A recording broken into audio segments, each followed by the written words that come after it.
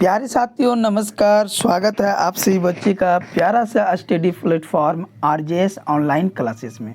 ऐसे आप सभी बच्चे, उम्मीद करता हूं कि सभी बच्चे ठीक होंगे। प्यारे बच्चों, बहुत दिन से आप सभी बच्चों का क्लास नहीं हो रहा था क्योंकि आप सभी को पता ही था कि 10th वाले बच्चों का सेंटअप एग्ज़ाम चल रहा था। तो उसी सब के लिए जो है प्यारे बच्चों हम क्लास ले रहे थे फ़िलहाल, ठीक है। तो आज से आप सभी का क्लास प्रतिदिन, ठीक है, शाम को 6 बजे चलेगा, ठीक है। याद रखेंगे प्रतिदिन शाम को 6 बजे क्लास चलेगा। तो आप सभी बच्चे इस वीडियो को एकदम अंत तक देखेंगे प्यारे बच्चों, ठीक है, क्योंकि आज के जो क्वेश्चन है बहुत ही ज़्यादा महत्वपूर्ण होने वाला है। ये बुक से चुन करके आपके लिए हम लाए हैं। ये एकदम गैस प्रश्न है प्यारे बच्चों। ये प्रश्न हर हाल में आपको याद कर लेना है। जो भी बच्चे नए आए हैं हमारे चैनल पर, एक बार फटाफट से चैनल को सबसे पहले सब्सक्राइब कर लीजिए। अगर अभी तक आप सभी बच्चे टेलीग्राम ग्रुप से नहीं जुड़े हुए हैं तो डिस्क्रिप्शन के नीचे लिंक है, जाइए और फटाफट से ज्वाइन हो जाइए सभी बच्चे, ठीक है। चलते हैं आज की क्लास को, देखते हैं क्वेश्चन क्या है प्यारे बच्चों। सब्जेक्टिव क्वेश्चन है, ठीक है, ध्यान से देखेंगे सभी बच्चे और वीडियो के अंत तक एकदम बने रहेंगे। क्लास में बोर नहीं होना है किसी भी बच्चे को। हम एक एक प्रश्न को एकदम अच्छी तरह से समझाने वाले हैं, ठीक है। सबसे पहला क्वेश्चन है प्यारे बच्चों, बिस्नी कौन है, इसको किसकी प्रतीक्षा है। बिस्नी कौन है, इसको किसकी प्रतीक्षा है। प्यारे बच्चों ये जो क्वेश्चन है सिपाही की माँ, सिपाही की माँ, ठीक है प्यारे बच्चों, सिपाही की माँ चैप्टर से ये क्वेश्चन लिया गया है। और इसके जो लेखक है मोहन राकेश जी है। कौन है? मोहन राकेश जी इसके लेखक है, ठीक है। तो देखिए बिस्नी कौन है, इसको किसकी प्रतीक्षा, एकदम ध्यान से समझना है सही बच्चे को, ठीक है, ठीक है। तो देखिए बिस्नी कौन है प्यारे बच्चे, एकदम ध्यान से समझना है सभी बच्चे को। सिपाही की माँ एकांकी में बिस्नी एक महत्वपूर्ण पात्र है। क्या है? बिस्नी एक महत्वपूर्ण पात्र है प्यारे बच्चों। बिस्नी मानक और मुन्नी की माँ है।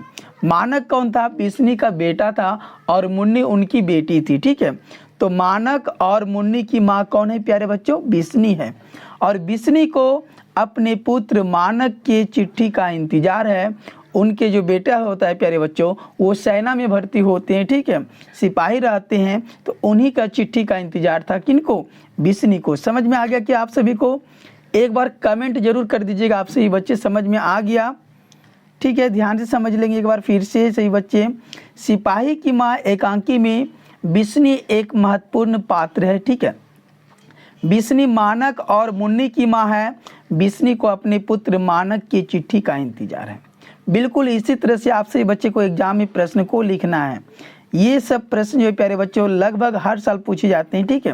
प्रश्न संख्या 2 है, मालती के पति का परिचय देना है। मालती के पति का परिचय देना है प्यारे बच्चों। ये जो चैप्टर है, चैप्टर का नाम है रोज। क्या है प्यारे बच्चों? रोज, ठीक है। ये रोज चैप्टर है और पहले इस चैप्टर का नाम था गैंग्रीन। क्या नाम था प्यारे बच्चों? गैंग्रीन नाम था, ठीक है, याद रखेंगे गैंग्रीन। लेकिन गैंग्रीन को बदल करके रोज रखा गया इस चैप्टर का नाम, ठीक है। गैंग्रीन एक बीमारी होता है प्यारे बच्चों। गैंग्रीन समझ लीजिए, गैंग्रीन क्या होता है? एक बीमारी होता है जो अगर किसी की पैर में अगर कांटा वगैरह चुभ जाता है तो उसके बदले में जो है डॉक्टर उसको पैर काटने की जो सलाह दे देते हैं, उन्हीं चीज़ों को हम गैंग्रीन कहते हैं, ठीक है प्यारे बच्चों। तो एकदम ध्यान से समझेंगे सही बच्चे, बोर नहीं होंगे। मालती के पति जो है उसके नाम है महेश्वर। क्या नाम है? पहले याद रखना है। मालती के पति का नाम क्या है प्यारे बच्चों? महेश्वर है। और महेश्वर जी जो है पहाड़ी गांव में सरकारी डिस्पेंसरी के डॉक्टर थे। पहाड़ी गांव में रहने वाले थे ये, और ये एक डॉक्टर थे उनके पति। वह कभी कभी डिस्पेंसरी के साथ छोटे से अस्पताल में रोगियों को भी देखते थे। अपना डिस्पेंसरी तो खोल ही लिया था। डिस्पेंसरी समझते हैं क्या? छोटा मोटा दुकान, ठीक है, अपना खोल लिया था डॉक्टर वाला, ठीक है। और वह उसके साथ साथ अस्पताल में भी इसका ड्यूटी था, ठीक है। वह सुबह 7 बजे डिस्पेंसरी चले जाते थे और 1:30 या 2 बजे लौटते थे और फिर शाम को 1 या 2 घंटे के लिए वो फिर जाते थे डिस्पेंसरी, ठीक है। समझ में आ गया क्या? और एक प्रश्न इसमें पूछे जाएंगे प्यारे बच्चों, मालती के बेटे का नाम क्या? मालती और महेश्वर के बच्चे का नाम क्या है? तो याद रखना है टीटी नाम है। क्या है प्यारे बच्चों? टीटी नाम है, याद रखेंगे। क्या आप सभी को समझ में आ गया? चलिए समझ में आ गया होगा। क्वेश्चन नंबर 3 है, ये भी बहुत ही इंपॉर्टेंट प्रश्न है प्यारे बच्चों। उत्सव कौन और क्यों मनाया जा रहा है? उत्सव का मतलब हो गया खुशी। खुशी कौन मना रहे हैं, आखिर क्यों मना रहे हैं प्यारे बच्चों? तो उत्सव शहर में रहने वाले सामान्य नागरिक लोग मना रहे हैं। जो शहर में रह रहे हैं ना, वो सामान्य नागरिक जो है खुशियां मना रहे हैं। उनके उत्सव मनाने का कारण निम्नलिखित है। पहला क्या कारण है प्यारे बच्चों, एकदम ध्यान से समझेंगे। उनको यह पता है कि उनकी सेना ने विजय प्राप्त कर ली है। उनको तो यह सिर्फ पता है कि उनका जो सेना लोग है, वो जो युद्ध में, जिस युद्ध में गया था, तो उस युद्ध से वो जीत करके आ रहे हैं। यही सिर्फ पता था वहाँ के नागरिकों को। उन लोगों को तो सच बात तो बिल्कुल ही पता नहीं है कि आखिर वहाँ जो गए थे व्यक्ति लोग, जो सैनिक लोग युद्ध के लिए गए थे, वहाँ पर कितने लोग मारे गए, युद्ध जीता कि युद्ध हार के आए, इन सब के बारे में उसे कुछ भी पता नहीं था। बस उसे इतना यह पता था कि हमारे जो सेना गए थे वो युद्ध जीत करके वापस आ रहे हैं। ठीक है, इस युद्ध में मारे गए लोगों के विषय में उन्हें कुछ भी पता नहीं है। कितने लोग गए थे और कितने मारे गए हैं, कितने लोग जीवित आए हैं, इनके बारे में उनको कुछ ही पता नहीं था। क्या समझ गए आप सभी बच्चे? बिल्कुल समझ गए होंगे। ठीक है, एक बार वीडियो को लाइक कर देंगे सभी बच्चे। ठीक है, चैनल पे नए आए चैनल को सब्सक्राइब कर लीजिएगा। क्वेश्चन नंबर 4 है प्यारे बच्चों, तुलसी सीता से कैसी सहायता मांगते हैं? ये तुलसीदास जी का ये पद है प्यारे बच्चों। क्या है? ये पद है।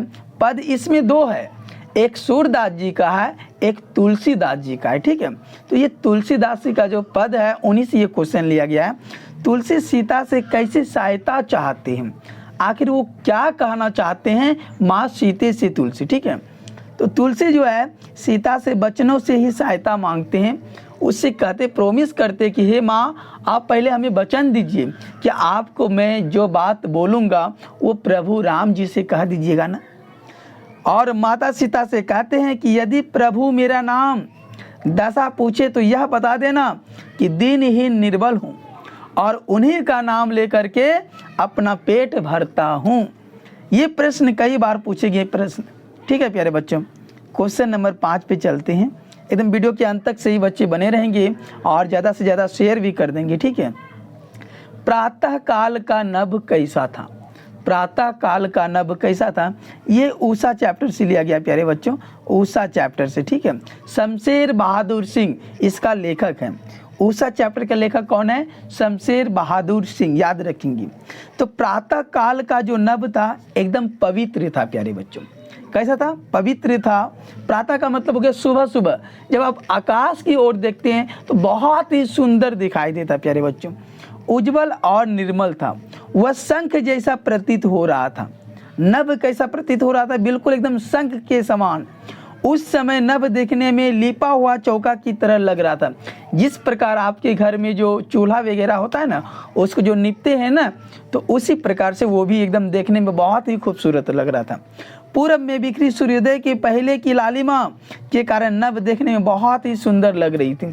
जब सुबह सुबह आप उठ करके देखिएगा आकाश की ओर, पूरब की तरफ जहाँ से सूर्य निकलता है, तो उस समय देखिए सूर्य के चारों ओर लालिमा रहता है प्यारे बच्चों, तो वो देखने में बहुत ही अच्छे और सुंदर लगते हैं। ठीक है, आई होप कि ये भी प्रश्न आपको समझ में आ गया होगा। ठीक है, समझ गए सही बच्चे ना ये भी प्रश्न? प्रश्न संख्या देखेंगे आप सही बच्चे। अब 6 नंबर प्रश्न एकदम ध्यान से देखेंगे तभी समझ में आएगा सही बच्चे को। ठीक है, प्रश्न है कि निम्नलिखित का व्याख्या करें। निम्नलिखित का व्याख्या करें। प्रश्न अब क्या है प्यारे बच्चों? कितने क्रूर समाज में रह रहे हैं हम, जहां श्रम का कोई मोल नहीं बल्कि निर्धनता को बरकरार रखने की षड्यंत्र ही था यह सब।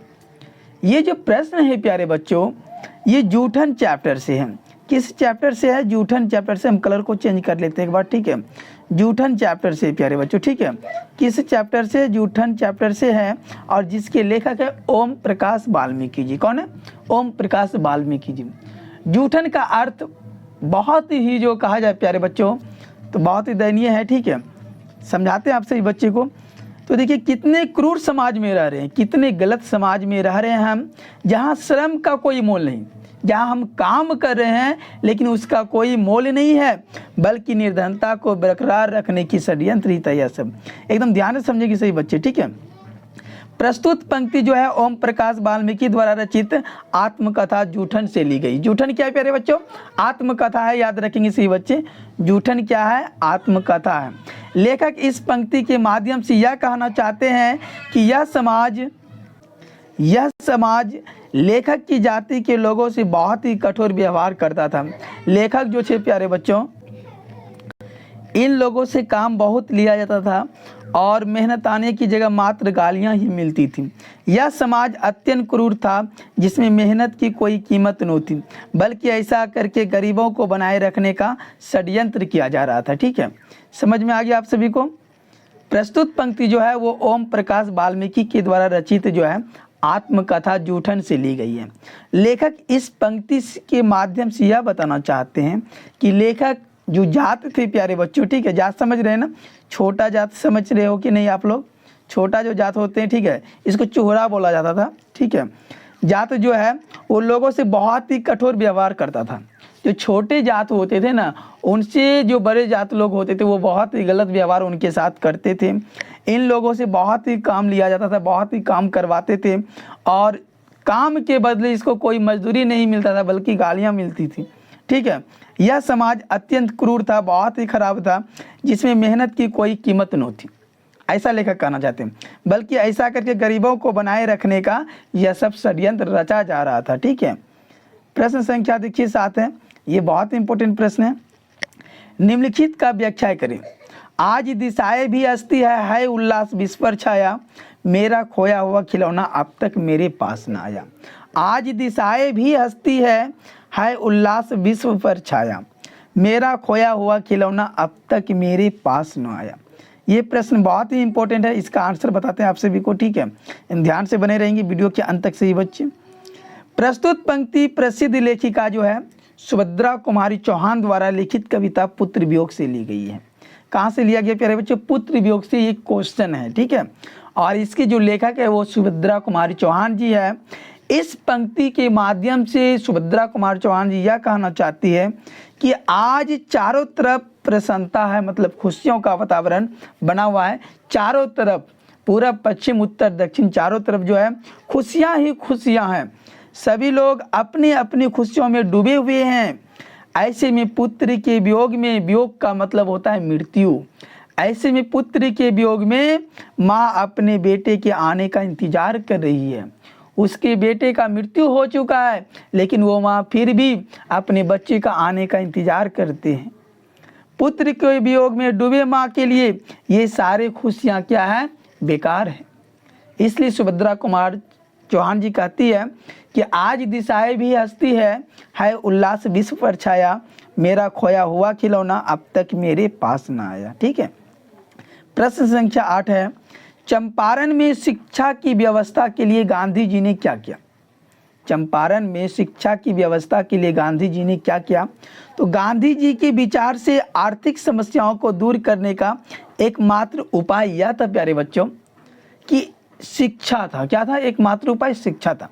और गांधी जी ने चंपारण में शिक्षा के लिए वहाँ के 3 गांव, पहला गांव का नाम था बरहरवा, मधुबन, भीतिहरवा, इन तीनों गांव में एक एक विद्यालय आश्रम की स्थापना की। किसने? गांधी जी ने। यहाँ से कई प्रश्न पूछे जाएंगे। चंपारण में शिक्षा व्यवस्था के लिए गांधी जी ने क्या किया? तो गांधी जी के विचार से आर्थिक समस्या, जो भी आर्थिक समस्या है, उन सभी को दूर करने के लिए सबसे बड़ा उपाय क्या है प्यारे बच्चों? तो एक शिक्षा है। और उन्हीं शिक्षा के लिए गांधी जी ने चंपारण के 3 गांव में, भीतिहरवा, बरहरवा, मधुबन, ठीक है, इन तीनों गांव में एक एक विद्यालय की स्थापना की और उन विद्यालयों की जिम्मेदारी गुजरात, महाराष्ट्र से आए कार्यकर्ताओं को दिया। जो विदेश से शिक्षा प्राप्त शिक्षक वहां रखे गए ताकि संचालन अच्छे से हो सके। विदेश से शिक्षा प्राप्त करके जो शिक्षक लोग आए थे वही सब शिक्षक को वहां पर रखे गए थे। ठीक है, आई होप कि प्रश्न समझ में आ गया होगा। प्रश्न संख्या देखिए 9 है। ठीक। ठीक है। धांगर शब्द का क्या अर्थ है? धांगर शब्द का क्या अर्थ है? तो ओराव भाषा में धांगर शब्द का अर्थ होता है भारे का मजदूर। कौन सी भाषा में प्यारे बच्चों? ओराव भाषा में। ओराव भाषा में धांगर शब्द का अर्थ क्या होता है? भारे का मजदूर होता है। ये लोग दक्षिण बिहार के छोटा नागपुर पठार के आदिवासियों के वंशज हैं। ये लोग कहाँ से आए थे? दक्षिण बिहार के छोटा नागपुर से। और ये लोग आदिवासी के वंशज है। जिस प्रकार से आदिवासी लोग रहते हैं ना, उसी का ये लोग वंशज थे, धांगर लोग, ठीक है। इन लोगों को नील की खेती के सिलसिले में 18वीं शताब्दी में, कब याद रखेंगे? 18वीं शताब्दी में, शताब्दी के अंत तक में चंपारण लाया गया था नील की खेती करवाने के लिए, ठीक है। आई होप कि यह भी प्रश्न आपको समझ में आ गया होगा। प्रश्न संख्या 10 की ओर चलते हैं, ठीक है, और ध्यान से समझेंगे सही बच्चे। प्रश्न संख्या 10 है, लहाना सिंह के बारे में बताना है, ठीक है। लहाना सिंह का परिचय अपने शब्दों में दें एवं ध्यान से समझेंगे। ये जो चैप्टर है प्यारे बच्चों, उसने कहा था, क्या है चैप्टर का नाम? उसने कहा था। उसने कहा था। उसने कहा था जो चैप्टर है किसने लिखा है? चंद्रधर शर्मा गुलेरी जी ने। चंद्रधर शर्मा गुलेरी जी ने। और यह कहानी 1915 में लिखा गया था। कब लिखा गया था? 1915 में, ठीक है। चलिए समझते हैं और ध्यान से। लहाना सिंह एक वीर सिपाही थे। क्या थे? एक वीर सिपाही थे। वह इस कहानी के प्रमुख पात्र एवं नायक थे। कौन सा कहानी का प्यारे बच्चों? उसने कहा था। उसने कहा था कहानी जो है उसको 5 भागों में डिवाइड किया। कितने भागों में? 5 भागों में, याद रखेंगे। लेखक ने कहानी में उसके चरित्र को पूरी तरह से उभारा है। उसके बारे में बहुत ही एकदम अच्छे तरीके से लेखक ने, चंद्रधर शर्मा गुलेरी जी ने बताया इस कहानी में। कहानी में उसके चरित्र की निम्नलिखित विशेषताएं उभर कर सामने आती है। देखिए पहली जो विशेषताएं हैं वो क्या है? लहाना सिंह एक सच्चा प्रेमी थे। लहाना सिंह क्या थे? एक सच्चा प्रेमी थे। बचपन में उसके हृदय में एक अनजान भावना ने जन्म लिया जो प्रेम था। वो प्रेम था जो कि एक अनजान भावना ने जन्म लिया था बच्चे में, ठीक है। ये सच बात है कि उन्हें अपना प्रेम न मिल सका। ये सच बात है कि उनको उनका प्रेम नहीं मिल पाया, फिर भी उसने अपने प्रेम को सच्चाई से अपने हृदय में बसा करके रखा था। किसने? लहाना सिंह ने। और किससे प्रेम करता था आगे वो भी पता चल जाएगा। वो लड़की के नाम आगे चल के सूबेदार ने रखी गई थी, ठीक है। लहाना सिंह बहादुर तथा निडर व्यक्तित्व का स्वामी है, तभी तो वो युद्ध को पूरी तरह समझकर उसमें भाग लिया था, ठीक है। और इसके जो सिख राइफल्स के जो जमादार होते हैं, इसका जो नंबर था प्यारे बच्चों 77 था, याद रखेंगे लहाना सिंह का, ठीक है। सूबेदार ने लहाना सिंह से अपनी पति और बेटे के प्राणों की रक्षा की बात कही थी, तो लहाना सिंह ने उसे एक वचन की तरह निभाया और इसके लिए अपने प्राणों की आहुति दे दी, ठीक है। आई होप कि ये भी प्रश्न आपको समझ में आ गया होगा। मिलते हैं नेक्स्ट वीडियो में, तब तक के लिए आप सभी को धन्यवाद।